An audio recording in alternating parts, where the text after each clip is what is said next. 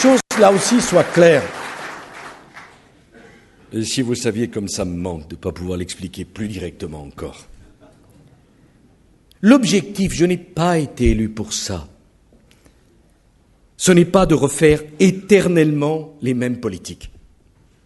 Vous croyez qu'on n'en parle pas avec le Premier ministre? Qu'on n'en débat pas avec le ministre de l'Économie et des Finances? Moi, je ne pense pas que ceux qui nous ont précédés, quelle que soit leur famille politique, étaient de mauvaise volonté ou n'étaient pas compétents. Ils avaient envie de réussir et ils étaient compétents.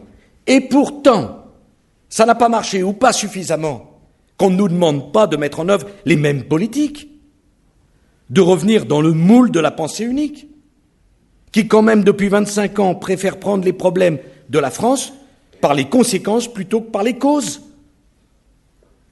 Moi, je crois à la nécessaire rigueur dans la gestion.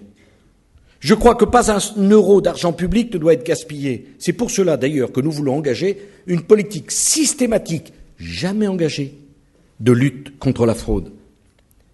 Mais je crois à la rigueur dans la gestion, mais je récuse la politique de la rigueur, qui est une politique d'austérité, une politique de sacrifice, une politique de baisse de pouvoir d'achat, une politique de hausse d'impôts. La France ne peut pas se permettre une telle politique.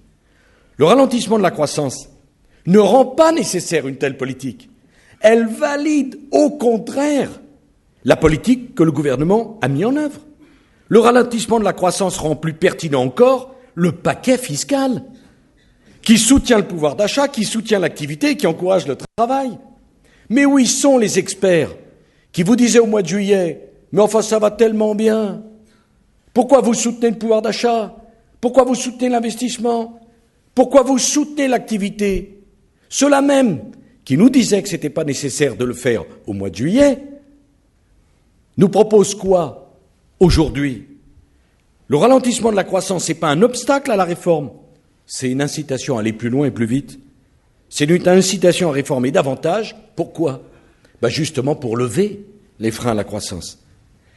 Je veux dire une chose aux Français, si vous me le permettez, au travers des parlementaires qui les représentent, c'est que la réforme, pour moi, ce n'est pas une purge. La réforme, ce n'est pas une manière de faire payer par les Français des fautes dont ils payent déjà la facture et dont ils ne sont pas responsables. La réforme, je suis désolé, ce n'est pas une punition. La réforme, ce n'est pas la politique par laquelle les élites font payer au peuple les fautes que les élites elles-mêmes ont commises en leur temps. La réforme, pour moi, et je prends mes responsabilités, ce n'est pas que la réforme des régimes spéciaux, c'est aussi une certaine contribution des stocks options au financement de la protection sociale, parce qu'il ne peut pas y avoir de réforme acceptée s'il n'y a pas de souci de justice.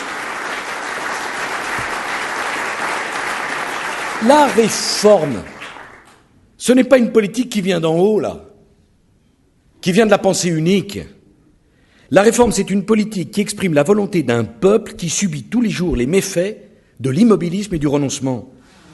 C'est une politique qui exprime la volonté d'un peuple qui n'en peut plus du conservatisme et du conformisme.